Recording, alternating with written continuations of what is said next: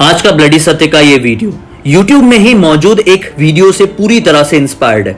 आज का ये वीडियो बनाने का मकसद केवल आप लोगों को एक अलग तरह की जानकारी देना ही था। मैं इस वीडियो को बनाकर किसी की भी भावनाओं को किसी भी तरह से ठेस नहीं पहुंचाना चाहता हूं और आप लोगों से रिक्वेस्ट करता हूं कि इस वीडियो को केवल अपने मनोरंजन और जानकारी के पर्पज से ही देखें। आज का मेरा ये वीडियो वेज और नॉन वेज के ऊपर होने वाला है। पूरी तरह से वीडियो शुरू करने से पहले मैं आपको कह देना चाहता हूं कि आपका घर है, आपका पेट है, आपके पैसे हैं, आपका मन है, आपके ऊपर डिपेंड करता है कि आपको वेज खाना है या नॉन वेज। मैं किसी को घर में आके नहीं रोक रहा हूं, ना कि वीडियो के जरिए ये बोलने की कोशिश कर रहा हूं कि आप ये मत खाओ वो मत खाओ। मैं आपके ऊपर रोक लगाने की किसी भी तरह से कोई भी कोशिश नहीं कर रहा हूं। बस मैं आज एक वीडियो बनाने चाह रहा हूं जिस वीडियो के जरिए आप लोगों को पता चलेगा कि इस दुनिया में नॉन वेज खाने की शुरुआत कैसे हुई है, इतना ज्यादा प्रचलन में कैसे ये नॉन वेज आया।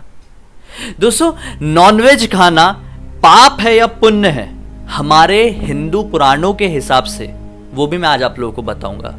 लेकिन ये सब कुछ जानने के लिए आपको आज से लगभग 5-5.5 साल पहले चलना पड़ेगा, यानी कि भगवान श्री कृष्ण के जमाने में। भगवान श्री कृष्ण के जमाने की बात है, वो बहुत छोटे हुआ करते थे और एक बार एक नदी के किनारे बैठकर अपनी बांसुरी बजाने में मग्न थे। उसी दौरान एक हिरण भागते हुई भगवान श्री कृष्ण के पास आई और उनके आड़ से छुपने लगी। अचानक से भगवान श्री कृष्ण ने उस हिरण की तरफ देखा और पीछे पलटकर देखा तो यह पाया कि एक शिकारी भागते हुए आ रहा है और वो हिरण को मारने की कोशिश में लगा हुआ है। भगवान श्री कृष्ण खड़े होकर, जो कि बाल रूप में थे, बचपन में थे, उस शिकारी को रोकने लगते हैं। शिकारी कहता है कि तुम मुझे क्यों रोक रहे हो, ये मेरा खाना है और इसे भगवान ने ही बनाया है और अगर हम लोग इसे नहीं खाएंगे तो इनकी आबादी बहुत ज्यादा बढ़ जाएगी।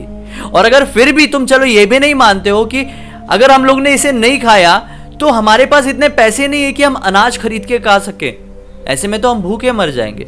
खाते तो राजा लोग भी है ना, आप उनको जाके क्यों नहीं रोकते, हम गरीबों को ही क्यों रोकते हो ये सब खाने से। तब भगवान श्री कृष्ण ने कहा कि जो तुम कुछ बोल रहे हो इसे जानने के लिए तुम्हें एक कहानी समझनी होगी।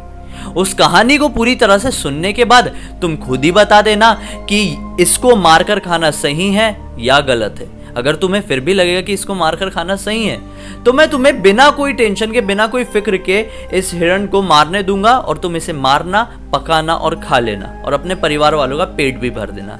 लेकिन उससे पहले मेरी ये कहानी सुनो। तब जाकर शिकारी ने सोचा कि अच्छी बात है यार, इससे थोड़ा सा मेरा मनोरंजन भी हो जाएगा और आखिर में तो मुझे बहुत अच्छे से पता है कहानी सुनाकर ये हारने ही वाला है, मेरा क्या माइंड चेंज होगा।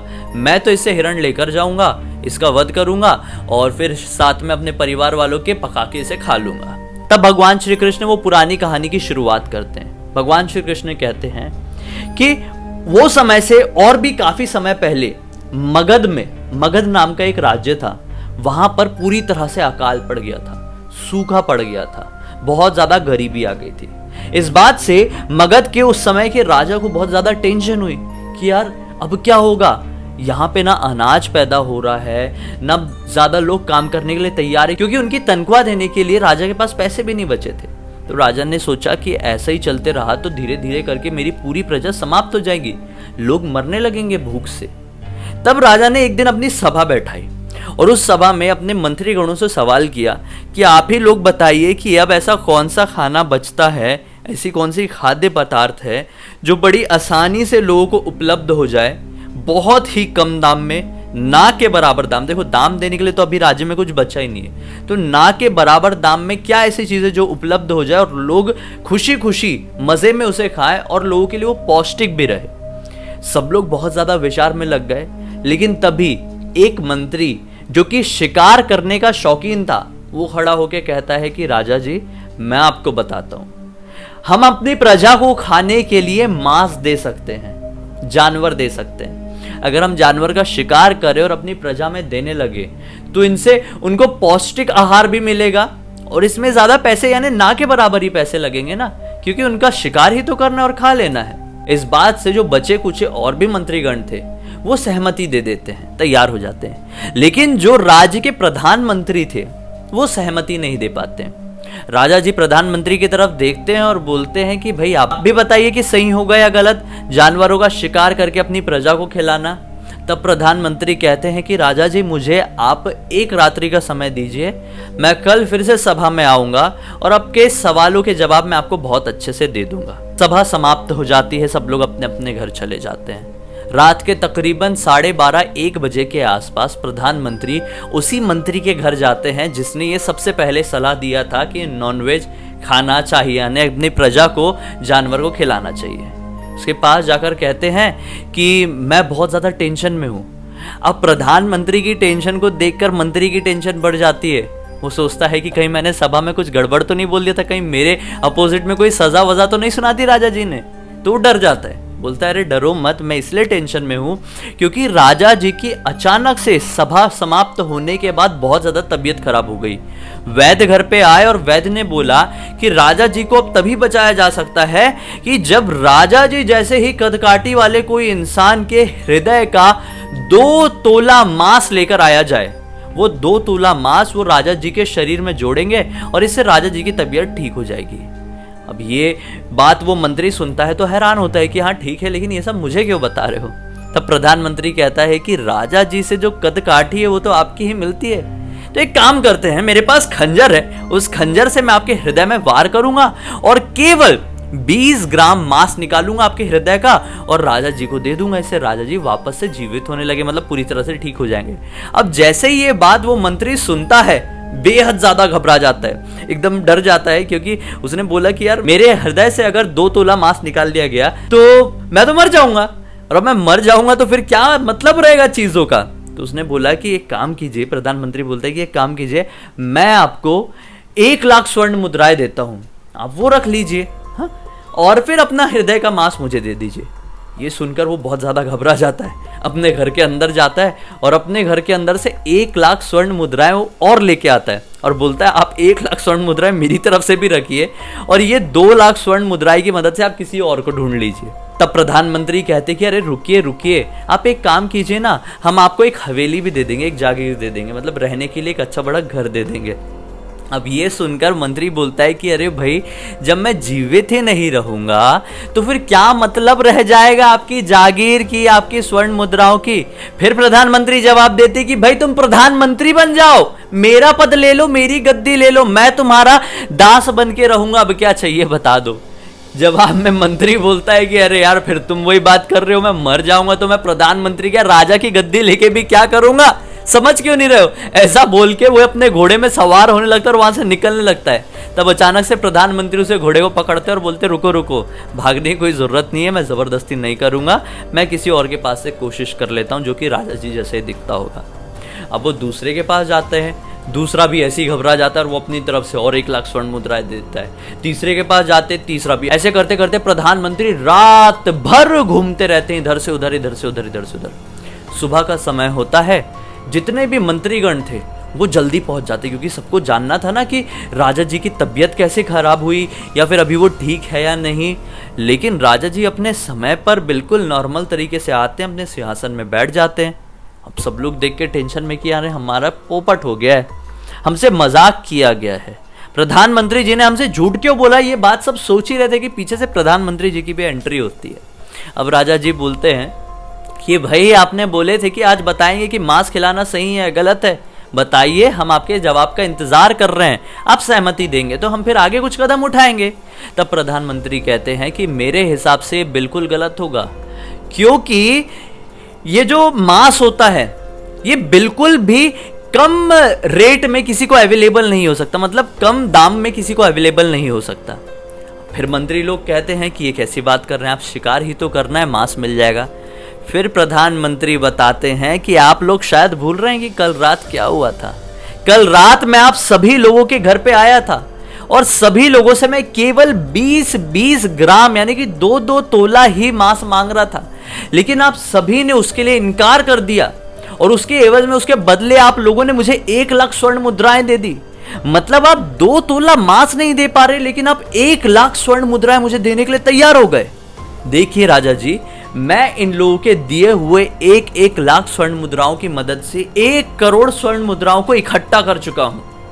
राजा जी देखकर ये प्रसन्न हो जाते हैं और साथ ही साथ सब लोग हैरान हो जाते हैं।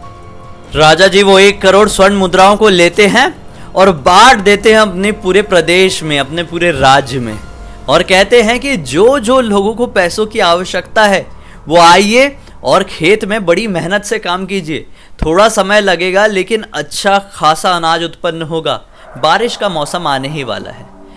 जो मुद्राएं थी उनमें से कुछ मुद्राओं की मदद से उन्होंने दूसरे राज्य से अनाज का इंतजाम करा लिया और कुछ मुद्राओं को अपने राज्य के लोगों में बांट दिया, जिससे लोग बहुत ज्यादा खुश हो गए और सब लोग जी जान लगाकर खेतों में मेहनत करने लगे।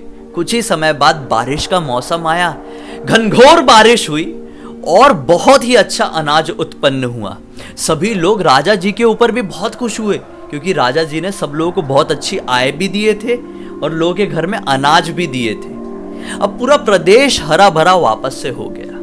तब भगवान श्री कृष्ण वापस से उस शिकारी से कहते कि अब आप बताओ कि क्या अभी भी आपको ऐसा लगता है मांस खाना अनाज खाने के कंपैरिजन में ज्यादा सस्ता होता है, कम दाम का होता है? तब जाकर शिकारी कहता है कि हे प्रभु, आपने तो मेरी आंखें खोल दी। मेरे समझ में आ गया है कि मैं एक जानवर को खा के अपना ही नुकसान कर रहा हूं। आज नहीं तो कल मेरा नुकसान जुड़ा ही हुआ है। आज के बाद से हमेशा अनाज खाऊंगा, अपने परिवार को भी अनाज खिलाऊंगा और कभी भी किसी भी पशु को किसी भी तरह का नुकसान नहीं पहुंचाऊंगा। ये तो थी एक छोटी सी कहानी जिसका कोई भी रिलेशन नहीं है इससे कि नॉनवेज खाना सही है या गलत। इसका रिलेशन इस बात से है कि आखिर नॉनवेज खाने की शुरुआत कैसी हुई। अब मैं आप लोगों को बताता हूं कि नॉनवेज खाना सही है या गलत हमारे हिंदू पुराणों के हिसाब से। देखिए दोस्तों, सबसे पहले हम बात करेंगे श्रीमद् भागवत की। श्रीमद् भागवत में बिल्कुल भी ये जिक्र नहीं मिलता है कहीं पे भी वेज खाना या नॉनवेज खाना दोनों में से सही क्या है, लेकिन श्रीमद् भागवत में 3 तरह से डिवाइड किया गया है खानों को: राजसिक, तामसिक और सात्विक। सात्विक का नाम आप लोगों ने बहुत सुने होंगे।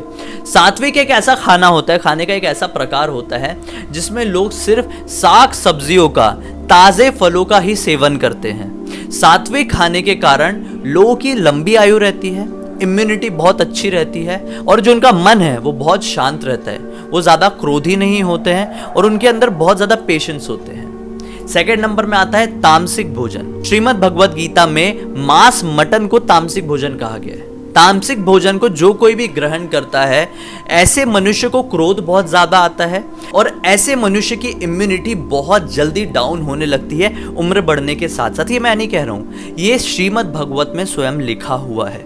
यकीन नहीं होता तो आप खुद पढ़ के देख सकते हैं। राजसिक आहार या राजसिक भोजन एक ऐसा भोजन होता है जिसमें अगर आप सात्विक भोजन में ही ज्यादा मिर्च, मसाला, तेल वगैरह डाल के उसे बनाए और खाएं तो इससे क्या होगा कि आपकी आयु घटती है, आप हमेशा बीमार रहने लगते हैं, आप बहुत ज़्यादा क्रोधी होते हैं और आप बहुत ज़्यादा दुर्बल होने लगते हैं।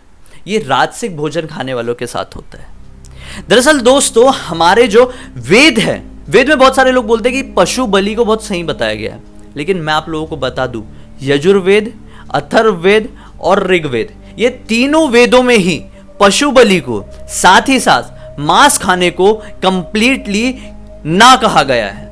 यह कहा गया है कि जो कोई भी मांस खाता है वो एक तरीके से पाप करता है और उस पाप का भुगतान उसे अपनी जिंदगी में भुगतना ही पड़ता है। हमारे वेद पुराण हमें कभी भी ये अनुमति नहीं देते हैं कि हम किसी पशु की जान लेकर अपने शरीर में लगाएं।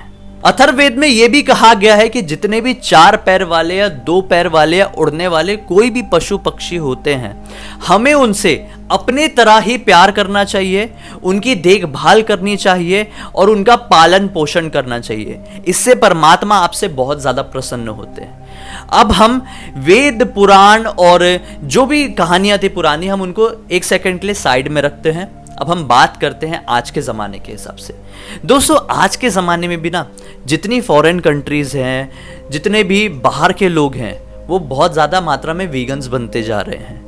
रीज़न यही है कि उनको भी अब ऐसा लगने लगा है कि कहीं ना कहीं जो हमारे जानवर होते हैं वो इकोसिस्टम के लिए बहुत ज़्यादा इंपॉर्टेंट होते हैं। नॉन वेजिटेरियंस लोग होते हैं, वो यही कहते हैं कि अगर हम लोग मांस मटन नहीं खाएंगे, अगर हम लोग जानवरों को नहीं खाएंगे तो इनकी इतनी ज़्यादा आबादी हो जाएगी कि हम लोगों को रहने की जगह नहीं मिलेगी और ये लोग हमारे घर में रहने लगेंगे।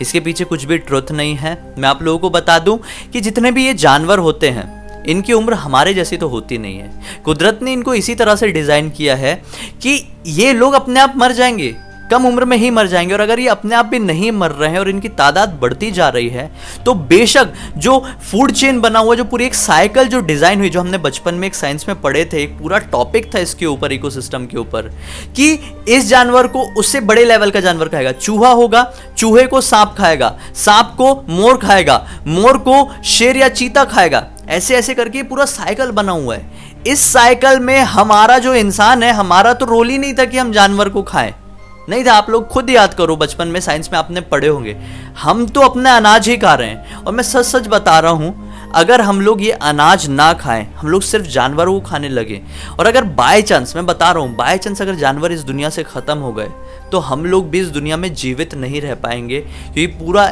इकोसिस्टम उथल पुथल हो जाएगा। और बेशक अगर हम लोग भी मर जाएं तो जानवर भी जिंदा नहीं रह सकते। तो इसी प्रकार से ये जो पूरी दुनिया है, ये पूरी पृथ्वी है, ये जो पूरी जीवन शैली है, ये मेंटेन एक दूसरे की वजह से है। तो हमें एक दूसरे को बनाए रखना है। खैर, अभी मैं जो बताना चाहता हूं उसके लिए मेरे पास वर्ड्स खत्म हो गए हैं। मैंने सोचा था कि आप लोगों को मॉडर्न ज़माने की कहानी और पास्ट की कहानी को जोड़ के कुछ समझाने की कोशिश करूं। ये वीडियो बहुत ज़्यादा प्रोफेशनल तो नहीं हुआ, मुझे ऐसा लगता है, बस थोड़ी जानकारी देने वाला हुआ है। वीडियो के एंड होने से पहले मैं फिर से कहना चाह रहा हूँ कि किसी भी तरह का कोई ऑफेंस कुछ दिल पे मत लेना। मैं सिर्फ ये बताना चाह रहा था कि वेद पुराणों के हिसाब से ये जो नॉनवेज आहार होता है, ये खाना सही है या गलत है, और इसकी शुरुआत कब से हुई, बस एक ही कहानी बताया हूँ। और बाकी थोड़ा सा जो मन में आया वो बोल दिया, क्योंकि मैं खुद एक वेजिटेरियन हूँ, तो मन में मत लगाना, बस देख लेना जानकारी के हिसाब से। और पसंद आया है तो वीडियो को लाइक कर देना। जो पहली बार देख रहे हैं तो इस चैनल को सब्सक्राइब करके बेल आइकन दबा के ऑल के ऑप्शन में क्लिक कर देना, क्योंकि यूनिक वीडियोस डेली देखने मिलेंगे मेरे चैनल में। इंस्टा की लिंक इस वीडियो के डिस्क्रिप्शन बॉक्स में क्लिक करके डायरेक्टली वहां पर भी पहुंच जाना। चलिए कल एक और बहुत ही कमाल की जानकारी के साथ एक हॉरर वीडियो, कमाल का हॉरर वीडियो सच्ची कहानी के साथ आप लोगों के सामने जाहिर हो जाएंगे। तब तक के लिए बहुत बहुत धन्यवाद। आपका दिन शुभ हो।